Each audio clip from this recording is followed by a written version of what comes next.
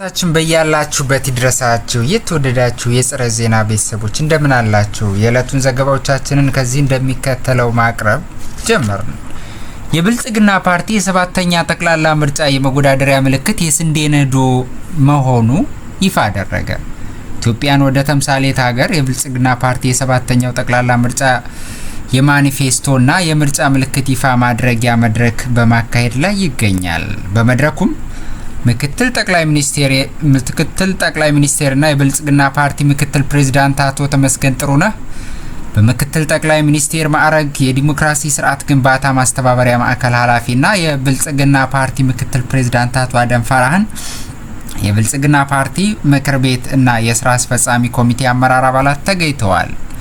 ኢትዮጵያን ወደ ተምሳሌት ሀገር የብልጽግና ፓርቲ የዘንድሮ የሰባተኛ ጠቅላላ ምርጫ በመሪ መልእክትነት ተሰይሟል።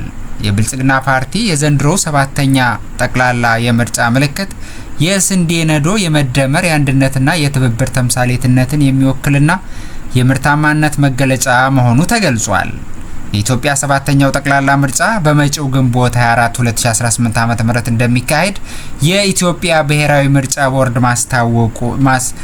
ማሳወቁ ይታወቃል። በሌላ ዜና የአልጄሪያ የውጭ ጉዳይ ሚኒስቴር አህመድ አታፍ አዲስ አበባ ገቡ። የተለያዩ የአፍሪካ ሀገራት የውጭ ጉዳይ ሚኒስቴሮች በ47ኛው የአፍሪካ ህብረት የስራ አስፈጻሚ ምክር ቤት መደበኛ ስብሰባ ላይ ለመሳተፍ አዲስ አበባ እየገቡ ይገኛል።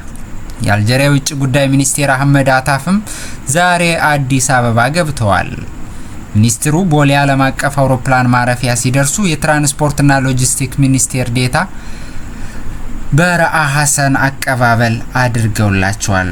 39ኛ የአፍሪካ ህብረት የመሪዎች ጉባኤ የካቲት 7 እና 8 ቀን 2018 ዓ.ም የሚካሄድ ሲሆን ከጉባኤው አስቀድሞ የካቲት 4 እና 5 ቀን የስራ አስፈጻሚ ምክር ቤት 48ኛው መደበኛ ስብሰባ ይካሄዳል። የዘንድሮ የአፍሪካ ህብረት የመሪዎች ጉባኤ ዘላቂ የውሃ አቅርቦትና ደህንነት የተጠበቀ የንጽህና አጠባበቅ ስርዓቶችን ማረጋገጥ ለአጀንዳ 2063 ግቦች ስኬታማነት የሚል መሪ ሀሳብ ተሰጥቶታል። የተወደዳችሁ የጥረ ዜና ቤተሰቦች ለአሁኑ ያሉን መረጃዎች ይህንን ይመስሉ ነበር። በድጋሚ በሌላ ዜና እስከምንገናኝ መልካም ቆይታ